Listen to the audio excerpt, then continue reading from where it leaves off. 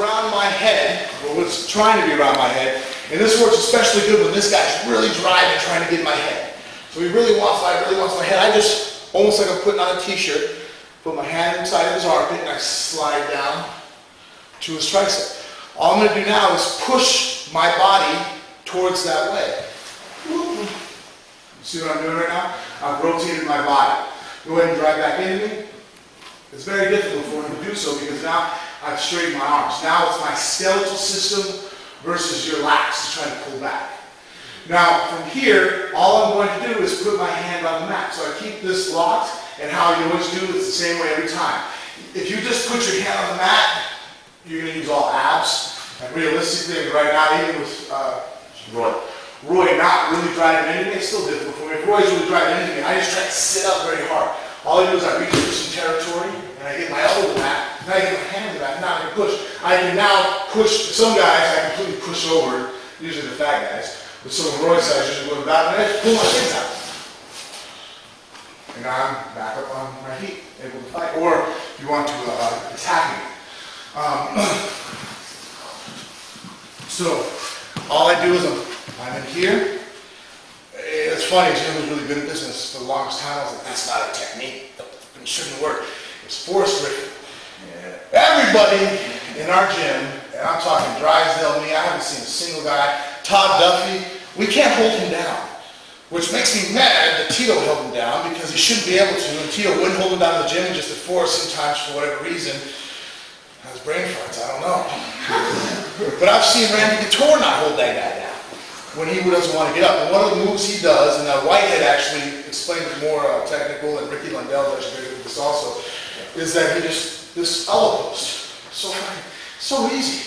So again, I'm here, I'm trying to fight this way, and it works especially well because my opponent now is driving into me. This is the kind of energy that's working. So this is how you're trying to push me back into position, I take you back out of position.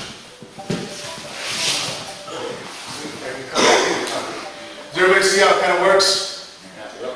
It's going to be kind of confusing at first, but it's such an awesome move. Here's the secret to it though.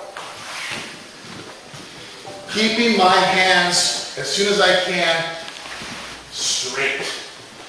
Once I'm here, I'm super strong.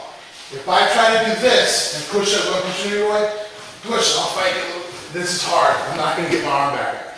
Push into me, Roy. Very difficult. Because I'm straight. Elbow, I made a skeletal system. Now, see, now it's my arms. I'm cheating. You know, I always want to cheat, right? That's why I think bodybuilding is bad. It teaches you not to cheat. Use isometric motion, you know what I mean? You want to be an Olympic lifter. Use your whole fucking body to move. You know what I mean? Cheat at all times. Do you understand? Real quick on that cheating thing, right? That's one thing that I've learned about strength. It's drastically improved my strength. Everybody thinks like I've gotten like 3 times stronger in the gym. And it's because I've learned one thing. Philippi helped me a lot, and I've studied a lot now on the internet, but the one thing that actually helped me the most is my children. My child is not corrupted by modern thinking. So like, my son the other day, this was about 6 months ago, went to go grab my hand, right? He grabbed my hand like this. He used his whole body, he felt so strong. He wanted to hold my arm. Most people, if I said, hey, grab my arm and hold me still, just gonna use your hand, I would do that. I'm like, okay, let me grab it. So now I've just grabbed you with my hand. I'm not using my whole body.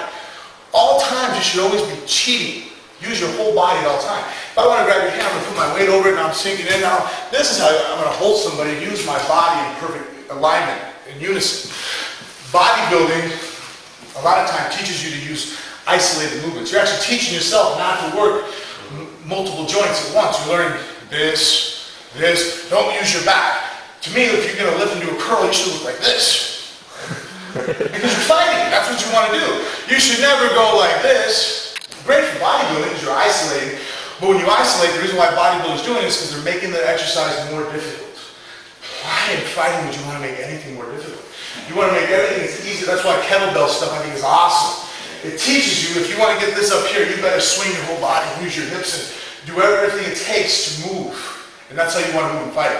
So that's why when I'm moving like this, you see I'm using my whole body to swing and move around. Even now when I sit up on certain maneuvers, like if I need to drag on somebody, I'll chop my foot down and pull my abs up. You know, instead of sitting there going, I'm doing an ab motion. I pull my leg up, I lock my stomach, so now that everything works in one, and now I'll come up and move like an athlete. You see the difference?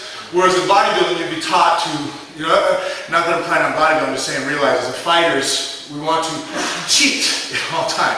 Cheating means locking your arms straight, keeping things at past 45-degree angles, not allowing this to happen, use a tricep extension. You want to always move at maximum leverage.